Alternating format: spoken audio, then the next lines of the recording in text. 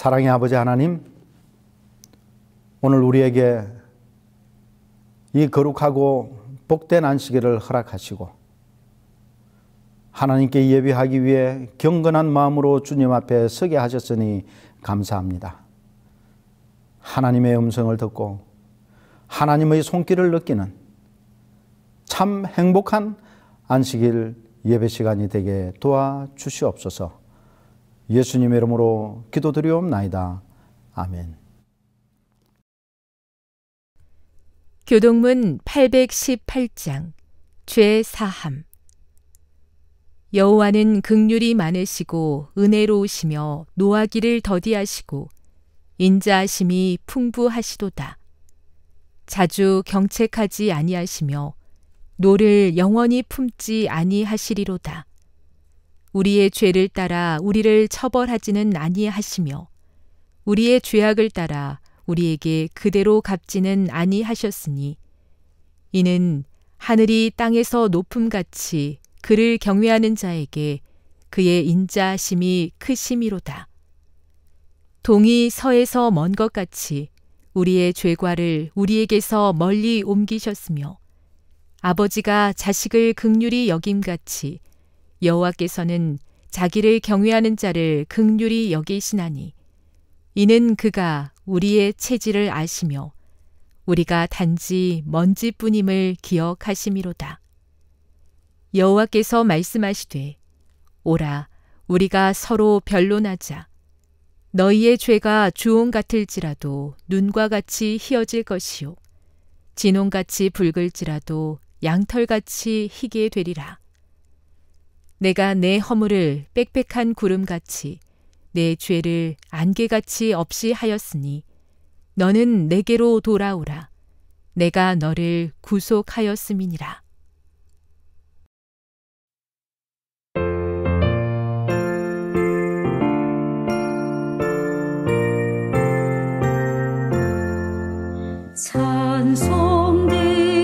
찬송드리세 전능하신 주께 날 위하여 독생 성자 주셨네. 구세주께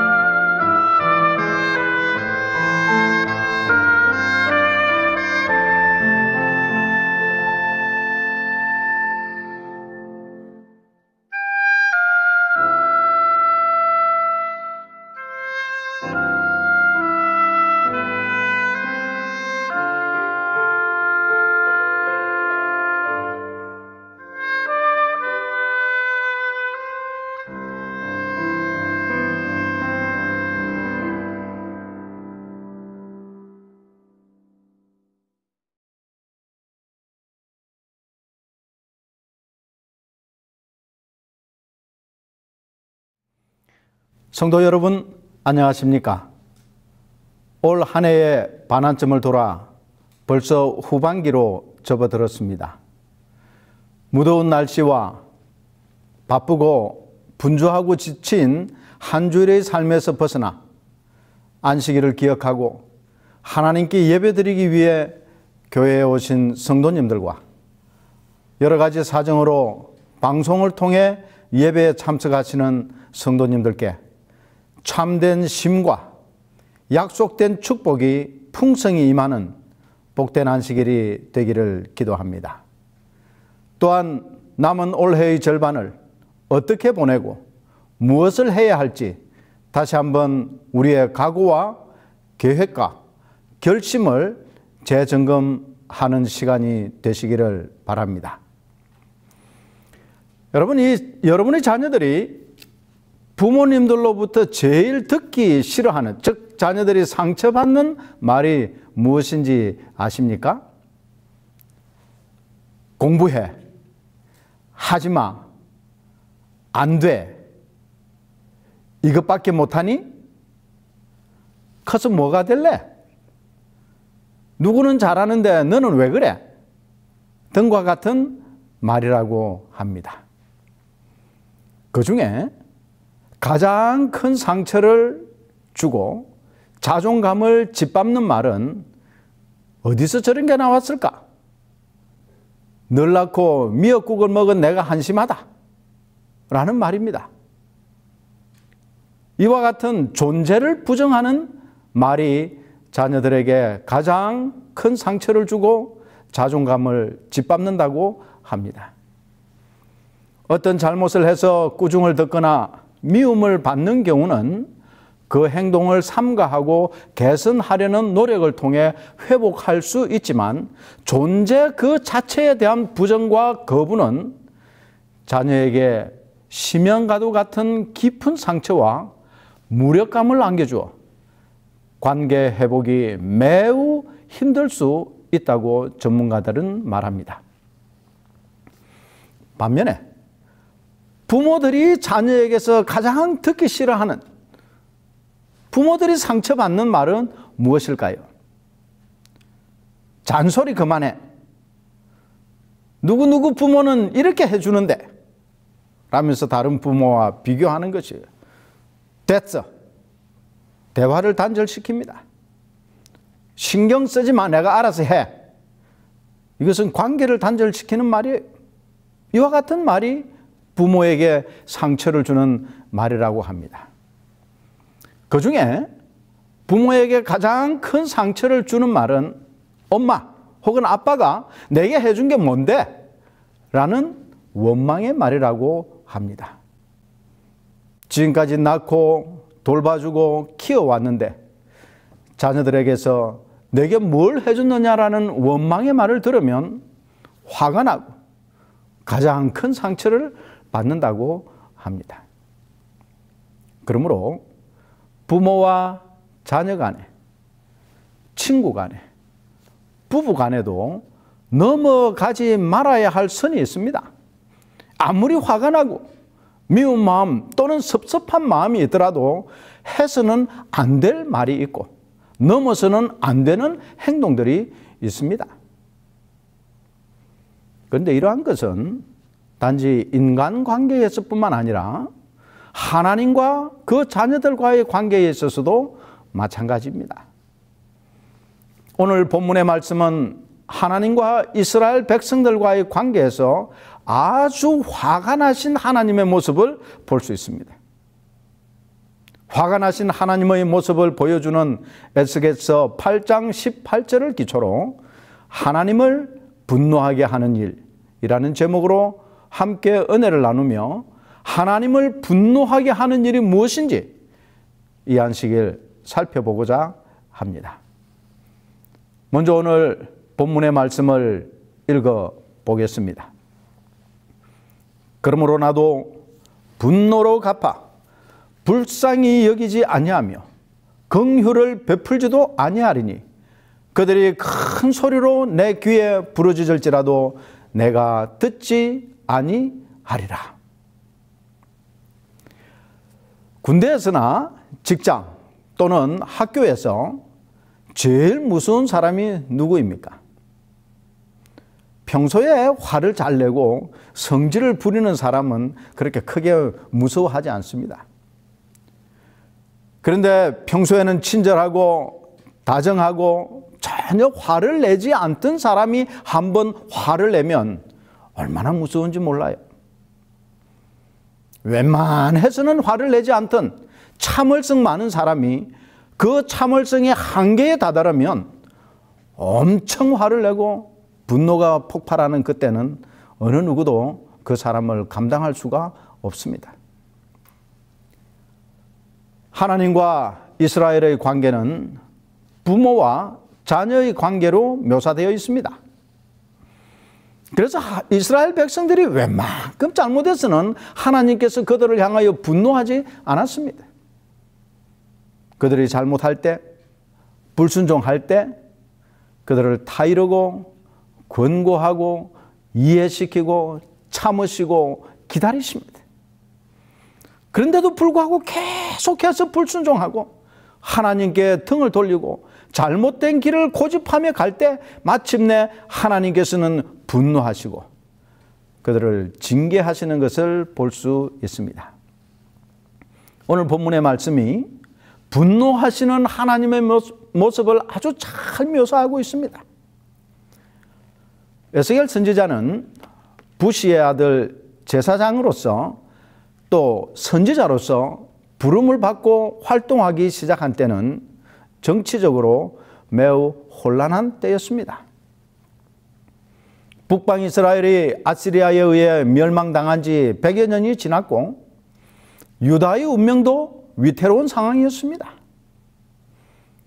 유대 왕 여호야김의 뒤를 이어 18세의 나이에 왕위에 오른 여호야긴은 하나님의 말씀을 순종하지 않고 하나님을 섬기지도 않았습니다.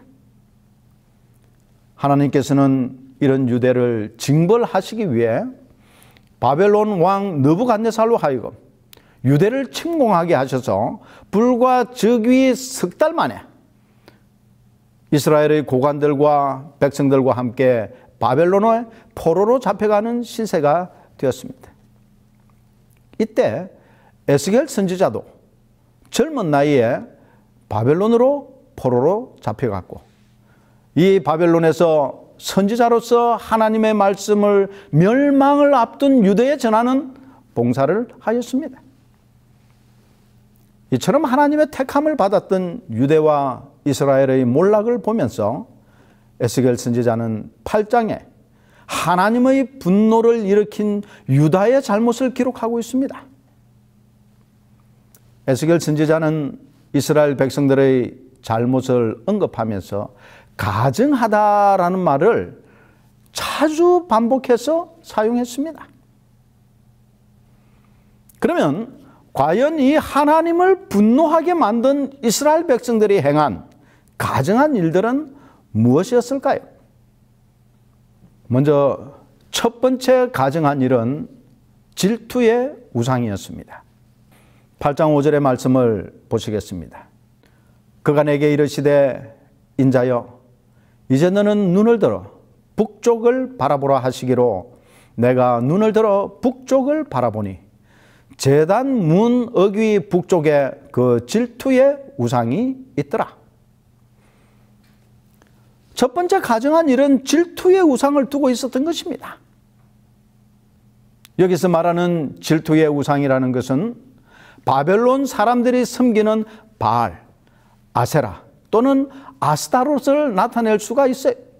그러나 좀 더 정확한 의미는 여호와의 질투를 일으키는 모든 우상을 묘사하는 것입니다. 다시 말해 마땅히 하나님을 섬기고 예배하는 성소에 법궤와 성전의 기구들이 있어야 할 터인데 오히려 이방신들의 우상들이 세워져 있었던 것입니다. 솔로몬 시대 이후부터 예루살렘 성 안에 이방신들이 세워지기 시작했습니다. 솔로몬이 이방인 아내들을 위하여 자신들이 섬기는 신들의 형상을 만들어 세우고 제사를 드리도록 허락한 이후에 이스라엘 내에는 우상 숭배가 일반화되었습니다. 특히 나라의 운명이 다해가는 때에는 하나님을 섬기는 일은 완전히 사라져버리고 하나님께서 마땅히 있어야 할 성소에 각종 이방신들의 우상으로 가득하게 되었던 것입니다. 이것이 하나님을 진노하게 만들었습니다. 하나님께서 사랑하시고 그 백성으로 삼으셨던 이스라엘 백성들이, 그리고 하나님의 율법과 규례를 지키고 행하겠다고 굳게 맹세하고 언약했던 이스라엘 백성들이 다른 이방신을 섬김으로 하나님의 질투를 유발하게 했습니다. 오늘 우리의 마음 성전은 무엇으로 채워져 있습니까? 하나님입니까? 아니면 이 세상의 그 무엇입니까? 혹 세상의 재물이나 명예나 권력이나 안락함 등이 우리 마음을 차지하고 있지는 않습니까?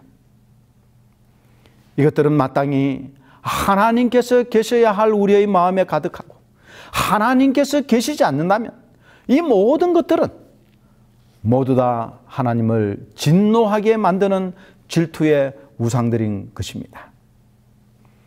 세상의 빛과 소금으로서의 역할을 하면서 살아야 할 그리스도인들이 선한 가마력과 영향력을 세상에 끼치고 살아야 할 터인데, 오히려 이 세상의 것들이 우리의 마음을 사로잡아 버리고 그것들에 의해 영향을 받는다면 하나님께서 진노하실 것입니다. 그때는 우리가 하나님께 기도하고 간구해도 답이 없고, 어려운 형편과 상황은 변하지 않고, 고통은 점점 더 심해가고, 하나님이 전혀 무력해 보이고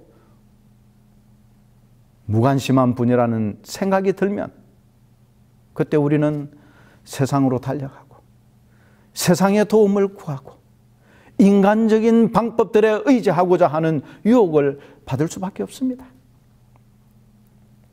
그러나 그런 때라도 우리는 하나님을 의지하고 우리 마음의 중심에 하나님만을 모셔야 하는 것입니다.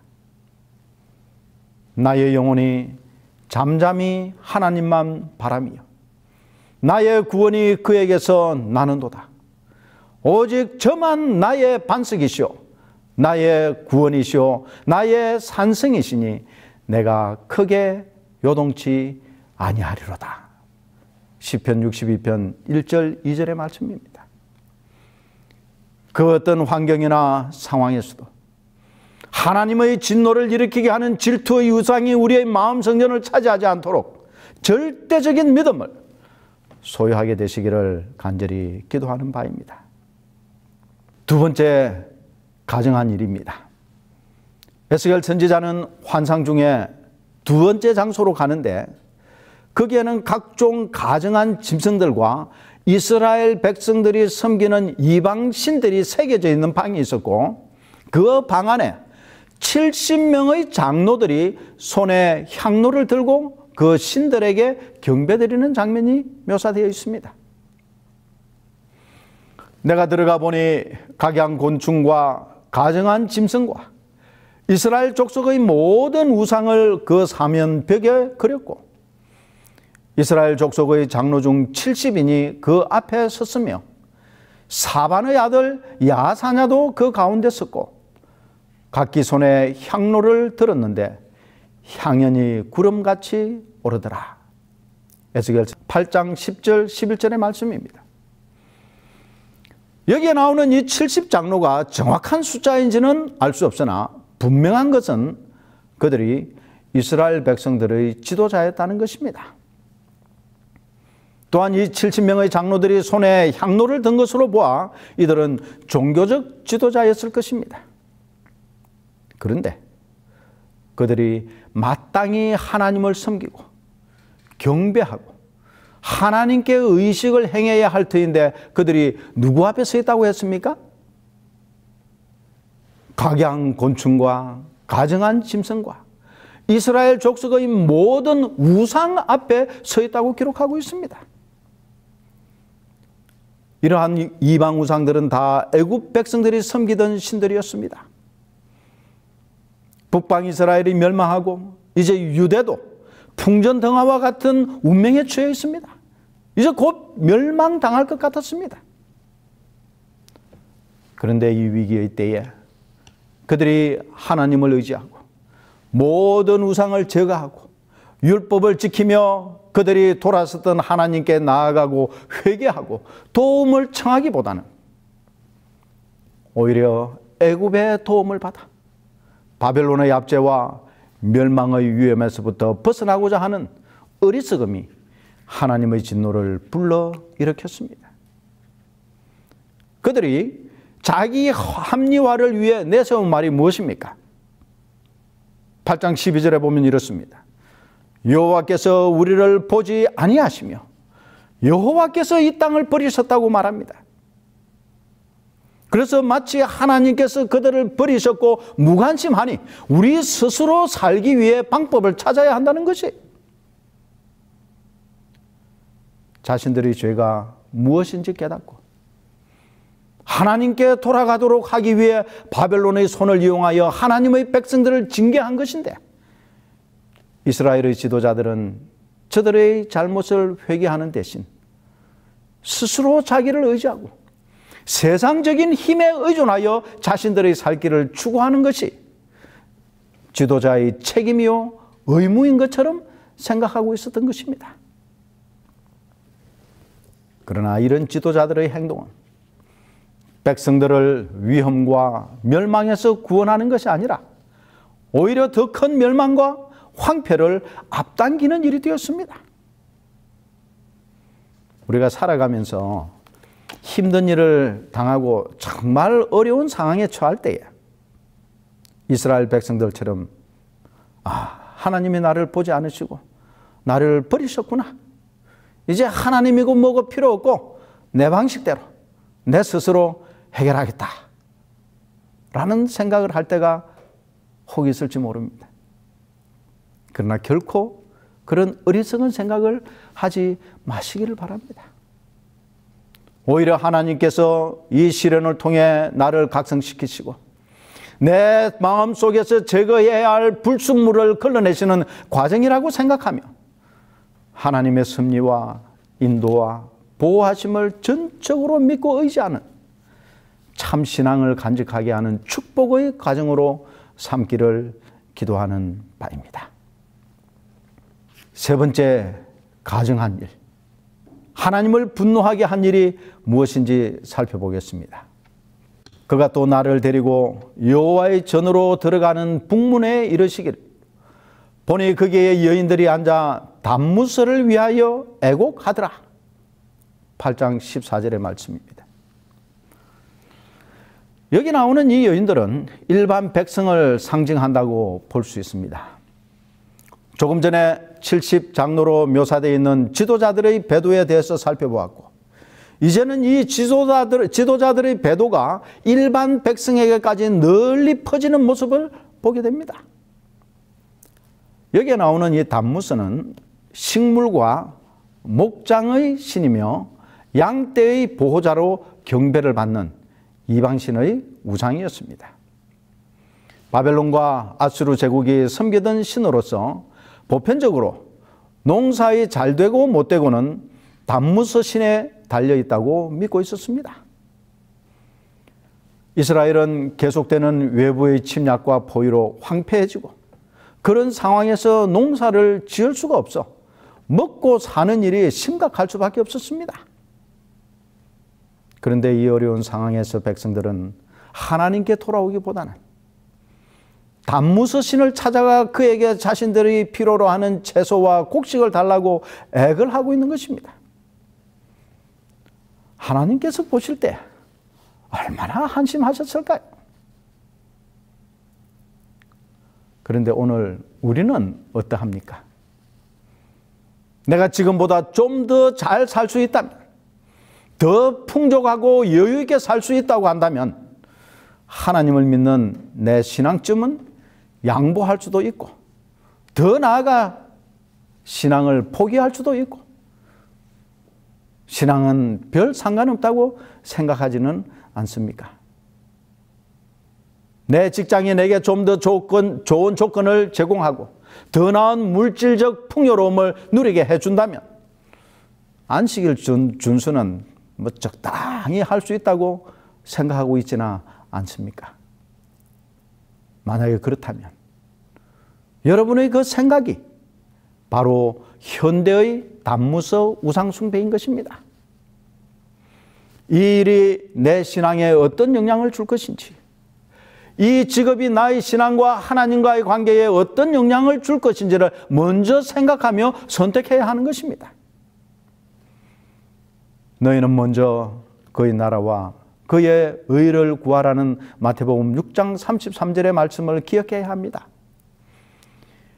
경제적으로 어렵고 생계를 걱정해야 하는 그런 위기의 때라 할지라도 하나님을 의지하고 끝까지 신뢰하는 믿음을 가지게 되시기를 기도하는 바입니다. 나의 영혼이 잠잠히 하나님만 바라며 나의 구원이 그에게서 나는도다. 오직 저만 나의 반석이시오 나의 구원이시오 나의 산성이시니 내가 크게 요동치 아니하리로다 라는 신앙을 간직하기를 기도하는 바입니다. 이제 네 번째 가정한 일입니다. 마지막으로 하나님을 분노하게 하는 일이 무엇인지 살펴보도록 하겠습니다. 그가 또 나를 데리고 여호와의 성전 안뜰에 들어가시니라. 보라, 여호와의 성전 문 곧 현관과 제단 사이에서 약 25명이 여호와의 성전을 등지고 낯을 동쪽으로 향하여 동쪽 태양에게 예배하더라. 8장 16절의 말씀입니다. 이제 장소가 바뀌었습니다. 지금까지 지도자들과 일반 백성들의 우상 숭배가 예루살렘 성 안에서 행해졌었어요. 그런데 이제 그 장소가 성소 안뜰로 바뀌었습니다. 정말 하나님께만 경배하고 하나님을 모시는 이 성소 안에서는 그 상황이 좀 더 나아졌을까요? 여기에 25명의 정체불명의 사람들이 등장합니다. 이들이 누구인지 성경은 설명하지는 않지만 우리가 그들의 신분을 밝혀내는 데 큰 어려움은 없습니다. 왜냐하면 성전의 안뜰은 누구만이 들어올 수 있습니까? 네, 바로 제사장들만이 들어올 수 있어요. 그러므로 우리는 이 25인이 제사장들의 무리라고 추측할 수 있습니다. 그런데 제사장들이 해야 할 일은 무엇입니까? 하나님을 경배하고 제사하는 모든 의식을 수행하는 사람들입니다. 마땅히 하나님을 경배하고 섬겨야 할 제사장들조차 하나님을 등지고 태양신을 경배하고 있는 것입니다. 우리가 성소의 구조를 보면 문이 동쪽으로 나 있고 하나님의 임재의 상징인 지성소는 서쪽에 위치해 있습니다. 그러므로 하나님 앞에서 봉사하는 제사장들은 동쪽을 등지고 서쪽에 있는 지성소와 법궤를 마주해야 합니다. 그런데 이 마땅히 서쪽 하나님의 임재를 바라보아야 할 제사장들이 서쪽을 등지고 동쪽을 향하여 태양신을 섬기는 것입니다. 하나님께서 특별히 가증하게 여기시는 이유가 바로 이것입니다. 우리가 아는 대로 성소는 하나님께서 이스라엘 백성들 가운데 거하시기 위한 특별한 장소로 구별된 거룩한 곳입니다. 하나님께서 계시고 하나님만이 영광과 경배를 받으셔야 하는 그 성소에서 하나님을 섬기기 위해 선택함을 받은 거룩한 제사장들이 하나님을 버리고 태양신을 섬긴다는 것을 하나님께서 더 이상 용인할 수도 참을 수도 없었습니다. 오늘 혹시 우리 가운데 하나님이든 부처님이든 알라든 내게 복을 주기만 하면 그 신을 섬기겠노라고 생각하고 있는 분이 계십니까? 내가 암을 고치고 건강하도록만 해준다면 그것이 점쟁이든 무당이든 산신령이든 관계없다고 생각하시는 분들이 있습니까? 내 사업이 성공하고 번창하게만 해준다면 굿이라도 할 수 있고 절에 가서 3000배도 할 수 있다고 생각하는 분이 계십니까? 나의 영혼이 잠잠히 하나님만 바라며 나의 구원이 그에게서 나는도다. 오직 저만 나의 반석이시오 나의 구원이시오 나의 산성이시니 내가 크게 요동치 아니하리로다 라는 하나님의 말씀을 붙잡고 흔들리지 않는 믿음을 간직하시기를 기도합니다. 이스라엘의 총체적인 타락, 즉 지도자와 백성들과 제사장들이 다 같이 하나님을 버리고 온갖 우상을 섬김으로 자신들이 처한 임박한 멸망에서 벗어나 보고자 했습니다. 참 하나님이 살아계시고 거듭거듭 그들에게 회개하고 하나님께 돌아오라고 호소했지만 그들은 자신들의 방법으로, 자신들의 능력으로, 자신들의 노력으로 벗어나려고 했습니다. 그러나 그 모든 노력들은 오히려 하나님께 가증한 것이 되었고 마침내 하나님은 그들을 떠나셨습니다. 그러므로 나도 분노로 갚아 불쌍히 여기지 아니하며 긍휼을 베풀지도 아니하리니 그들이 큰 소리로 내 귀에 부르짖을지라도 내가 듣지 아니하리라고 선언하셨습니다. 오늘 혹시 여러분이 가지고 있는 우상은 무엇입니까? 이스라엘의 반역과 우상 숭배의 행위를 가증히 여기시고 분노하셨던 하나님께서 오늘 우리 가운데 편만한 현대의 우상들을 보시고 가증히 여기시며 똑같이 분노하고 계십니다. 그리고 우리의 삶 속에 하나님보다 우선으로 여기고 생각하는 모든 우상들을 제거하도록 호소하고 계십니다. 하나님만 바라는 삶이 되도록 회개하고 결심하시기 바랍니다. 이것만이 우리가 가진 문제를 해결하는 유일한 방법입니다. 오라, 우리가 여호와께로 돌아가자. 여호와께서 우리를 찢으셨으나 도로 낫게 하실 것이요 우리를 치셨으나 싸며 주실 것임이라.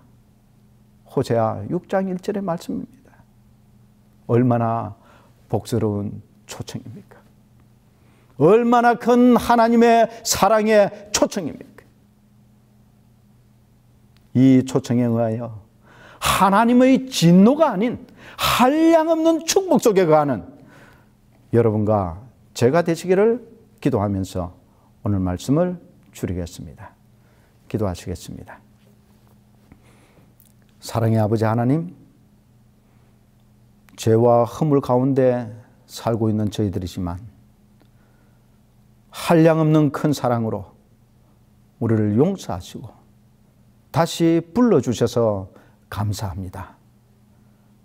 아버지 하나님, 하나님의 이 크신 사랑 안에서 우리가 정말 행복하고 참 평안을 얻고 영원한 하늘을 소망하는 가운데 살아가는 믿음의 자녀들 되게 도와주시옵소서.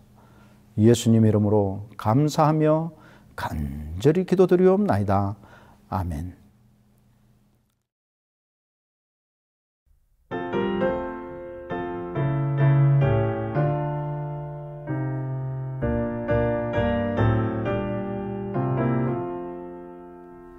주님 섬긴다 하면서 세상 쾌락을 즐겼네. 주의 사랑 전했으나 죄를 더욱 사랑했네. 하늘 멀고 곤비한 벌거벗은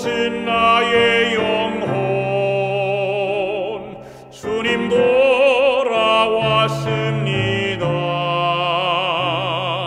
내 눈물을 보옵소서. 주의 애타는 사랑을 어느 누구가 알리요. 병든 자 씻고 치고자 징계 허락하시었네. 종일 죄짐에 눌리니 나의 뼈가 쇠하도다. 주님 돌아왔습니다. 내 눈물을 보옵소서. 주님 은혜가 아니면 나의 모습 어찌알리.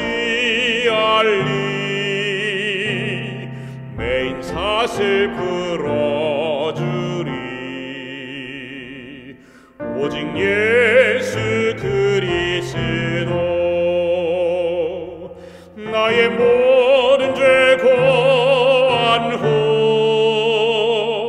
뜻을 굳게 정하리다. 주님 돌아왔습니다.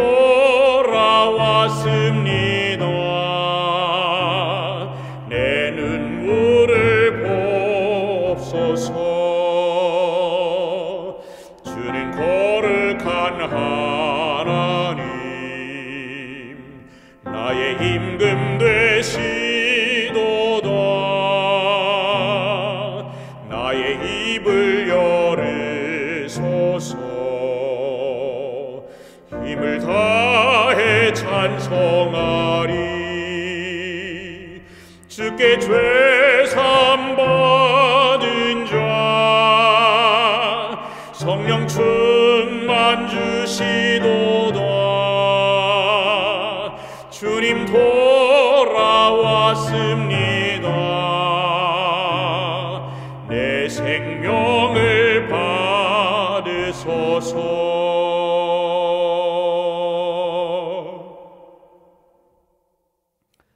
이제는 우리 아버지 하나님의 한량없는 은혜와 예수 그리스도의 극진하신 은혜와 성령 하나님의 교통하심이 우리의 마음속에 있던 모든 현대의 우상들을 다 제거해버리고 오직 여호와만 모시기로 결심한 하나님의 백성들에게 이제로부터 우리 주님 오시는 그날까지 함께 하여 주시옵소서.